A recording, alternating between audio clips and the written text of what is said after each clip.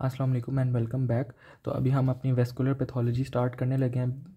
जैसा कि हमने प्रीवियस लेक्चर्स में कार्डियक पैथोलॉजी पढ़ी थी, तो कार्डियक पैथोलॉजी के बाद सबसे इंपॉर्टेंट वेस्कुलर पैथोलॉजी आती है और कार्डियोवैस्कुलर पैथोलॉजी, दोनों को मिला के कार्डियोवैस्कुलर पैथोलॉजी कहा जाता है। अच्छा, वेस्कुलर पैथोलॉजी स्टार्ट करने से पहले हमें थोड़ा सा एक ओवरव्यू होना चाहिए कि लिपिड्स एंड लाइपोप्रोटीन्स क्या होते हैं। लिपिड्स में हमारे पास कोलेस्ट्रॉल आ जाएगा, टैग्स आ जाएंगे, हमारे पास एपोलाइपोप्रोटीन्स आ जाएंगे एंड कुछ फॉस्फोलिपिड्स आ जाएंगे। ठीक है, अब लाइपोप्रोटीन्स क्या होते हैं? लाइपोप्रोटीन्स में हमारे पास लिपिड कंटेंट होता है और प्रोटीन कंटेंट होता है और ये इनका कॉम्प्लेक्स होता है, इस वजह से हम इसे लाइपोप्रोटीन्स बोलते हैं। और इनके साथ जो छोटे छोटे हमारे पास प्रोटीन्स अटैच होते हैं जो कि एक स्पेसिफिक डिस्क्रीट फंक्शन कर रहे होते हैं, उन्हें एपोलाइपोप्रोटीन्स कह रहे होते हैं। यूजुअली ट्रांसफ़र कर रहे होते हैं या हमारे पास कर रहे होते हैं, लाइपेज एक्टिविटी इनके पास होती है थोड़ी बहुत। अच्छा, अब सबसे पहले हम पढ़ लेते हैं कि लाइपोप्रोटीन्स कौन कौन से होते हैं और उनकी टाइप्स क्या होती है। सबसे पहले जो हम पढ़ेंगे वो है काइलोमाइक्रोन। काइलोमाइक्रोन वो हमारे पास काइलोमाइक्रोन्स हमारे पास वो लाइपोप्रोटीन्स होते हैं जो कि जब हम कोई भी फूड इनटेक करते हैं ना, फैट रिच फूड, तो उसके बाद सबसे पहले काइलोमाइक्रोन करते हैं और ये ट्रांसपोर्टरी प्रोटीन्स होते हैं हमारे पास। उसके बाद हमारे पास VLDL आ जाते हैं, लो डेंसिटी लाइपोप्रोटीन्स आ जाते हैं। ये very low density lipoprotein, intermediate density lipoprotein and high density lipoprotein. अब हमें याद रखना है इस सीक्वेंस से अगर हम नीचे जा रहे होंगे ना, तो इनमें क्या होगा, प्रोटीन कॉन्टेंट ज़्यादा होता जाएगा। मतलब HDL के पास सबसे ज़्यादा प्रोटीन कॉन्टेंट होगा और काइलोमाइक्रोन के पास सबसे कम प्रोटीन कॉन्टेंट होगा। उसी तरह टैग, कोलेस्ट्रॉल एंड जो लाइपोप्रोटीन्स हैं और फॉस्फोलिपिड्स हैं, इन इवन साइज़, ये सब कुछ डिक्रीज़ होता जाएगा जब हम ऊपर से नीचे की तरफ जा रहे होंगे। मतलब सबसे कम साइज़ किसका होगा हमारे पास? HDL का। इसके अंदर कोलेस्ट्रॉल कंटेंट भी सबसे कम होगा, लाइपोप्रोटीन भी सबसे कम होंगे और टैग्स भी सबसे ज़्यादा कम होंगे। ये मैंने एक डायग्राम बनाई है, इससे आपको थोड़ा आइडिया हो जाएगा कि देखें जो VLDL है इसके अंदर टैग सबसे ज़्यादा है हमारे पास। जो डॉटेड मैंने लाइन शो किया है वो हमारे पास फॉस्फोलिपिड्स हैं और उसके बाद प्रोटीन्स हैं, तो प्रोटीन्स भी कम है। एज़ हम इस ग्रेजुअली हम जब मूव करते हैं HDL की तरफ, तो HDL में देखें जो हमारे पास कोलेस्ट्रॉल है और टैग्स हैं वो बहुत कम है और प्रोटीन कंटेंट बहुत ज़्यादा होता जा रहा है। अच्छा, HDL से IDL से आपने ये याद रखना है कि IDL जो है वो हमारे पास लीथल होता है, ठीक है। और IDL जब कम होगा तो हमारे पास ये होगा कि एक अच्छा साइन है कि हमारे पास LDL लीथल जो डेंसिटी लाइपोप्रोटीन था, लो डेंसिटी लाइपोप्रोटीन, वो कम है। और अगर LDL हमारे पास ज़्यादा होगा तो हमारे पास ये खतरा होगा और रिस्क किस चीज़ का होगा कि वेस्कुलर पैथोलॉजी हो जाए किसी किस्म की। HDL हमारे पास हेल्दी होता है और ये इंपॉर्टेंट है। अच्छा, HDL को हम हेल्दी बोलते हैं। HDL को हेल्दी क्यों बोलते हैं? सबसे पहले ये होता है कि ये हमारे पास पेरिफेरल कोलेस्ट्रॉल को रिमूव करता है। जो कोलेस्ट्रॉल हमारे पास आर्टरीज, वेसल्स या किसी मसल में जाके रिजाइड किया हुआ था, वहाँ पे रुका हुआ था, तो वो वहाँ से रिमूव करके वापस लिवर की तरफ लेके आती है। दूसरी बात ये कि इन्फ्लेमेशन को इनहिबिट करता है, इसके पास एंटीकोगुलेंट थोड़ी सी प्रॉपर्टीज़ होती हैं। दूसरी बात जो सबसे इंपॉर्टेंट बात है, हमने एथेरोस्क्लेरोसिस में पढ़नी है, यह है कि एंडोथीलियल जो फंक्शन है उसको मेंटेन करती है, क्योंकि एंडोथीलियल इंजरी होगी तो ही हमारे पास प्लॉक बनेगा। तो एंडोथीलियल फंक्शन को प्रिजर्व कौन करती है? HDL। दूसरी बात आपने ये याद रखी है कि ये इंसुलिन रेजिस्टेंस को भी कम करती है और आज जितने भी हमारे पास डिजीज़ हैं वो इंसुलिन रेजिस्टेंस के साथ कहीं ना कहीं लिंक होते हैं। दूसरी बात ये याद रखनी है कि HDL अगर ज़्यादा होगा तो हमारे पास डिजीज़ होने के चांसेस कम है, बट अगर LDL ज़्यादा होगा तो हमारे पास कोरोनरी आर्टरी सिंड्रोम हो सकता है, डायबिटीज़ मेलाइटस हो सकता है और बहुत से किस्म के कैंसर हो सकते हैं।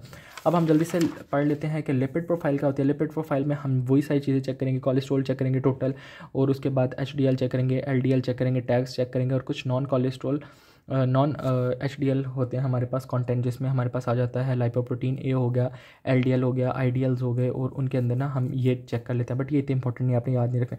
दूसरी बात ये याद रखें कि लिपिड प्रोफाइल हम कब करेंगे? फास्टिंग ब्लड जो स्पेसिमेन है उसमें करेंगे। फास्टिंग कितनी होनी चाहिए? 12 to 14 आवर होनी चाहिए। यूजुअली ये होता है कि रात में आपने खाना खा लिया और सुबह आप जाके ब्लड दे आते हो और आप अपना लिपिड प्रोफाइल चेक कर लेते हो। दूसरी बात ये रखनी है, लिपिड प्रोफाइल डीरेंज किन किन लोगों में आ सकती है? जिनमें हाइपरटेंशन हो, डायबिटीज़ मेलाइटिस हो, या उनका टोटल कोलेस्ट्रॉल ऑलरेडी ज़्यादा हो। दूसरी बात यह, जिनकी क्रॉनिक स्मोकिंग की हिस्ट्री होती है उनमें भी लिपिड प्रोफाइल डीरेंज आता है। ओबीस लोगों में भी, या आप कि अगर जेंडर मेल है और एज 45 ईयर से ज़्यादा है तो भी आपकी लिपिड प्रोफाइल डीरेंज हो सकती है, या फीमेल है और उनकी एज 50 से ज़्यादा है तो भी ये मसले आ सकते हैं। अब एक जनरल सा ओवरव्यू ले लेते हैं। मैंने एक डायग्राम बनाई है, ये आपको समझाता हूँ। डायग्राम ये बहुत इंपॉर्टेंट है, ये आपने याद करनी है, ठीक है। सबसे पहले जब हमने स्मॉल इंटेस्टाइन में after a diet, fat rich diet, तो हमारे पास सबसे पहले काइलोमाइक्रोन रिलीज़ होगा। काइलोमाइक्रोन हमारे पास जब प्लाज्मा में निकल के आएगा तो उसे हम बोलेंगे नेसेंट काइलोमाइक्रोन। नेसेंट काइलोमाइक्रोन हमारे पास ब्लड कैपिलरीज़ में जाएगा। ब्लड कैपिलरीज़ में जब ये जाएगा ना, तो हमारे पास वहाँ पे ApoC2 एक लाइपोप्रोटीन है वो अवेलेबल होगा। वो इस नेसेंट काइलोमाइक्रोन का इस्तकबाल करेगा और लाइपोप्रोटीन लाइपेज एक्टिविटी से हमारे पास क्या करेगा, वो जो लिपिड कंटेंट था उसको डाइजेस्ट करवा के जितना भी टैग था और कोलेस्ट्रॉल था ना वो इधर से रिमूव करके एडिपोज टिश्यू में या किसी भी किस्म के टिश्यू में सेव कर लेगा। और जो वो नेसेंट जो काइलोमाइक्रोन था ना वो अब नेसेंट काइलोमाइक्रोन हमारे पास काइलोमाइक्रोन रेमिनेंट बच गया।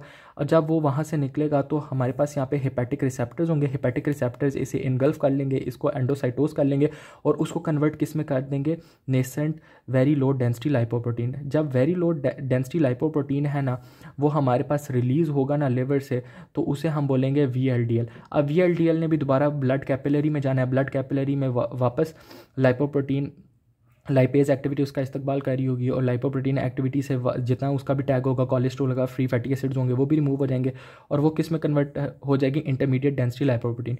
इंटरमीडिएट डेंसिटी लाइपोप्रोटीन हमारे पास फर्दर कुछ प्रोसेसेस के बाद जाके बन जाएगी लो डेंसिटी लाइपोप्रोटीन। और लो डेंसिटी लाइपोप्रोटीन का फेट ही होता है, यहाँ तो वो लिवर में चली जाती है और लिवर से दोबारा बना देती है हाई डेंसिटी लाइपोप्रोटीन, या फिर वो जाके स्मूथ मसल्स हो गए या किसी भी और organ, extra hepatic organ liver के अलावा किसी और ऑर्गन में जाके रिजाइड कर सकती है और वहाँ पे जाके प्लॉक बना सकती है। अगर कैपिलरी में चल जाएगी तो वहाँ पे प्लॉक बना देगी, अगर किसी और टिश्यू में चली जाएगी तो वहाँ पे उसका फैट कंटेंट ज़्यादा कर देगी और वहाँ पे कोलेस्ट्रॉल ज़्यादा हो जाएगा। अच्छा, अब हम कुछ डिजीज़ पढ़ लेते हैं कि डिजीज़ कौन कौन सी होती हैं। अच्छा, आपने जो पहली डिजीज़ याद रखनी है वो ये याद रखनी है, जो पहली डिजीज़ है ना उसका नाम है हमारे पास, उसको बोलते हैं फेमिलियल हाइपर काइलोमाइक्रोनीमिया। अब ये होगा कि काइलोमाइक्रोन जो हमारे पास आए थे ना उसमें काइलोमाइक्रोन का कंटेंट बहुत ज़्यादा, इवन टाइप 1 भी लिखा हुआ है, तो टाइप 1 जो हमारे पास डिजीज़ होगा उसको बोलते हैं फेमिलियल हाइपर काइलोमाइक्रोनीमिया। काइलोमाइक्रोन का लेवल ज़्यादा होगा। काइलोमाइक्रोन का लेवल ज़्यादा क्यों होगा, क्योंकि हमारे पास लाइपोप्रोटीन लाइपेज एक्टिविटी डिस्टर्ब हो जाएगी, वो डिमिनिश हो जाएगी, जिसकी वजह से नेसेंट जो काइलोमाइक्रोन है उसको खाने के लिए कोई बैठेगा ही नहीं, और जब नेसेंट काइलोमाइक्रोन को कोई खाएगा नहीं तो उसका कंटेंट जो है वो ऑलरेडी ब्लड में ज़्यादा हो जाएगा, तो हमारे पास क्या हो जाएगा, हाइपर काइलोमाइक्रोनीमिया। सेकंड बात आपने जो याद रखनी है वो है टाइप 2 की। टाइप 2 जो है ना उसके पास दो टाइप्स हैं, ए और बी। टाइप ए जो टाइप 2 की जो है ना पार्ट ए, अच्छा उसमें आपने याद रखना है उसको बोलते हैं हम फेमिलियर हाइपर कोलेस्ट्रोलीमिया। उसमें कोलेस्ट्रॉल का लेवल ज़्यादा होगा। अब कोलेस्ट्रॉल का लेवल क्यों ज़्यादा होगा, क्योंकि हमारे पास LDL का लेवल ज़्यादा हो जाएगा। LDL का लेवल इसलिए ज़्यादा होगा क्योंकि हमारे पास जो हेपेटिक रिसेप्टर्स और नॉन हेपेटिक रिसेप्टर्स हैं ना वो अब प्रॉपर वर्किंग नहीं कर रहे, जिसकी वजह से LDL का लेवल हमारे पास ज़्यादा हो जाएगा ब्लड में। जब इसकी टाइप बी है ना, टाइप बी में ये होगा कि हमारे पास टाइप बी में ये होगा हमारे पास कि जो नेसेंट VLDL है ना इसकी प्रोडक्शन बहुत ज़्यादा हो जाएगी लिवर से। जब इसकी प्रोडक्शन बहुत ज़्यादा लिवर में हो जाएगी तो जो हमारे पास प्लाज्मा है या हमारे पास ब्लड है उसमें VLDL का लेवल बहुत ज़्यादा हो जाएगा और इसको बोलते हैं मिक्स्ड हाइपरलिपिडीमिया। ये बात आपने याद रखनी है, इसको टाइप 2B भी बोलते हैं। सेकंड जो थर्ड टाइप आएगी ना, थर्ड टाइप इतनी कॉमन नहीं है, ठीक है, उसको बोलते हैं डिस बीटा लाइपोप्रोटीनीमिया। उसमें ये होगा कि जो हमारे पास इंटरमीडिएट डेंसिटी लाइपोप्रोटीन है उसकी एक्टिविटी ज़्यादा हो जाएगी और वो कहते हैं कि एपोलाइपोप्रोटीन ई जो होता है ना उसकी या तो ये होता है ओवर प्रोडक्शन हो जाती है या अंडर यूटिलाइजेशन हो जाती है, जिसकी वजह से हमारे पास आइडियल जो इंटरमीडिएट डेंसिटी लाइपोप्रोटीन है उसका कंटेंट ज़्यादा हो जाता है। अब आ जाती है टाइप 4। टाइप 4 हमारे पास ये है। टाइप 4 में ये होगा कि इसको बोलते हैं फैमिलियल हाइपर ट्राइग्लिसराइडीमिया। अब इसमें ये होगा कि VLDL जो था ना वो हमारे पास ऑलरेडी एक तो लिवर ज़्यादा बना था, दूसरा ये था कि लाइपोप्रोटीन एक्टिविटी उसके ऊपर काम नहीं कर रही थी, जिसकी वजह से VLDL का लेवल बहुत ज़्यादा हो जाएगा। और VLDL का लेवल ज़्यादा होगा तो आपको पता है VLDL में सबसे ज़्यादा क्या होता है, टैग्स होते हैं। टैग्स होते हैं, कोलेस्ट्रॉल होते हैं और लाइपोप्रोटीन्स जो होते हैं ना वो बहुत कम होती हैं। तो आपने ये याद रखना है कि जो टैग्स का लेवल होगा वो बहुत ज़्यादा हो जाएगा, इसीलिए इसे बोलते हैं फेमिलियल हाइपर ट्राइग्लिसराइडीमिया। टैग्स का लेवल बहुत ज़्यादा हो जाएगा ब्लड के अंदर। और जो फिफ्थ टाइप है उसको बोलते हैं हम, फिफ्थ टाइप को हम बोलते हैं मिक्स्ड हाइपर ट्राइग्लिसराइडीमिया।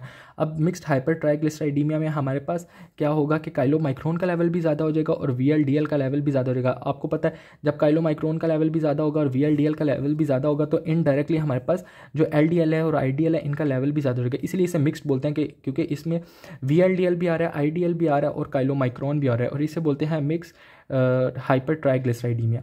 तो ये एक जनरल सा ओवरव्यू था, मैंने इनके नाम सारे लिख दिए हैं। आप अगर आपको समझना है तो आप मेरे से कमेंट सेक्शन में पूछ सकते हैं या फिर आप इस वीडियो को रिवाइंड करके सारा दोबारा से एक दो दफ़ा देखें ताकि आपको ये याद हो जाए, थोड़ा सा एक ओवरव्यू बन जाए आपके माइंड में। तो हम फिर आगे वेस्कुलर पैथोलॉजी स्टार्ट करते हैं। तो आपके फीडबैक की मुझे बहुत ज़्यादा ज़रूरत है। आपको किसी भी किस्म की समझ ना आए या किसी भी किस्म की कोई क्वेरी हो तो आप मुझे कमेंट सेक्शन में लाजमी बताएं और मैं आपके इंशाल्लाह वहाँ पे क्वेश्चंस का जवाब दूंगा। And do not forget to like and subscribe this video. Thank you so much.